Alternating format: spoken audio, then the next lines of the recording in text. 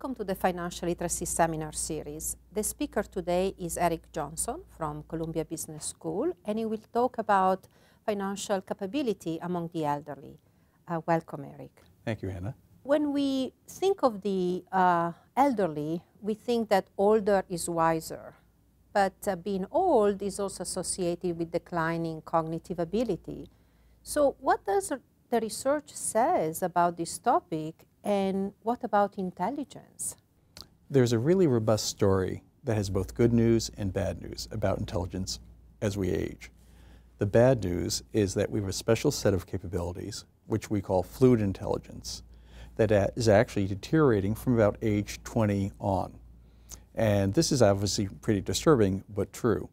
So let me share with you the good news, which is the good news that there's another capability which we could call crystallized intelligence. This is knowledge about the world, the kinds of knowledge you would use to fill out a crossword puzzle.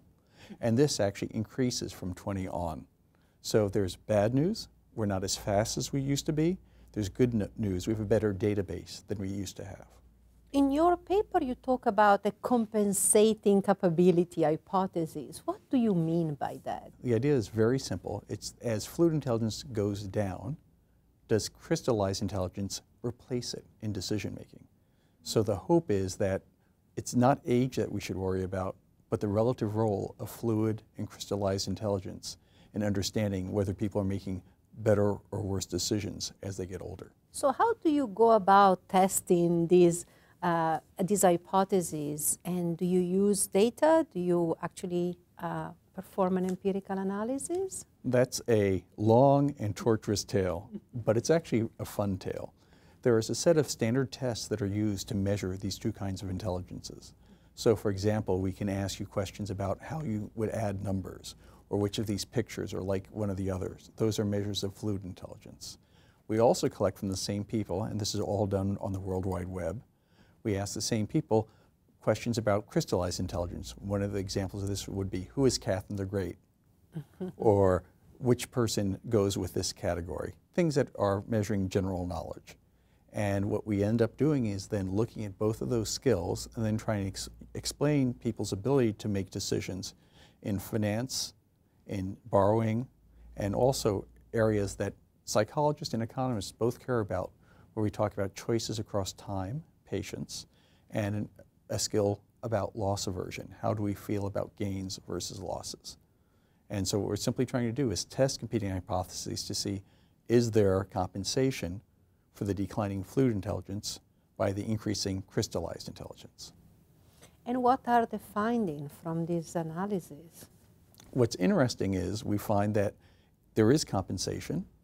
Our oldest subjects are 83, but on average they're about 66. So through age 66, for the most part, older people are actually doing better than their younger counterparts. We use only two groups, a group between 20 and 30, another group of 60 and above. And by and large, on our decision-making measures, the 60-year-olds are doing no worse, and actually, and sometimes, doing better than younger people. But this very sophisticated statistical analysis shows that's because there's compensation. They are losing fluid intelligence, but the crystallized intelligence is making up for that. Mm-hmm. So this is likely to be more the case for example, decisions that require experience or so on, rather than perhaps decisions that are new and where you have to analyze, let's say, new hypotheses or new data. It's an excellent point. Our results are for the things we looked at. You can imagine there are tasks that require the ability to combine information quickly, that are new, that are novel. We think older people would be less good at those than younger people. However, those that might require lots of world knowledge, knowledge about how things work, older people would be better than younger people. So we have very specific ideas about where older people will do better than younger people and vice versa. This is incredibly important. And what are the implications of your work in, for example, a lot of the economies now that have such a large share of the older population, and in fact an increasing share of people 60 and older, in particular among developed countries? Should we worry about the aging population? I think you're asking an important question. In the United States alone, 1/3 of the wealth in the country is in those 65 and above. So this is critical not just for them, but for the country as a whole. If they invest wisely and manage that money wisely, we're better off as a country. So how can we help? Well, one of the ideas is basically you can make places where people make decisions easier, less dependent on fluid intelligence, more dependent on crystallized intelligence. Let me give you one example. When Medicare Part D was introduced, this is a very lovely plan for helping elders pay for drugs. They were given in some areas 40 and 50 options.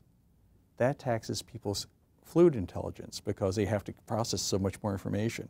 And I think it puts elders at a major disadvantage. If instead we help them by presenting them with a subset of the best plans, they would make better decisions. And so that's just one very simple example of how you might design environments to play to older people's strengths and not really try and exploit their weaknesses. So what are the main takeaway from this work? You know, I've read the paper, is just so rich, and this is a really important project. What is the main message we can extract from this research? What I hope people remember is that age alone doesn't tell you about how well someone is going to do as decision making. You need to think about both their fluid intelligence, how fast they think, and their crystallized intelligence, what the database is, to understand whether they will do well or they'll do poorly. And that will help you to figure out how to pose decisions to people in ways that help them make better decisions across the lifespan. This is a really important finding. Thank you, Eric, for sharing this work with us today. Thank you, Anna, and thank you very much for the chance to talk to you about this.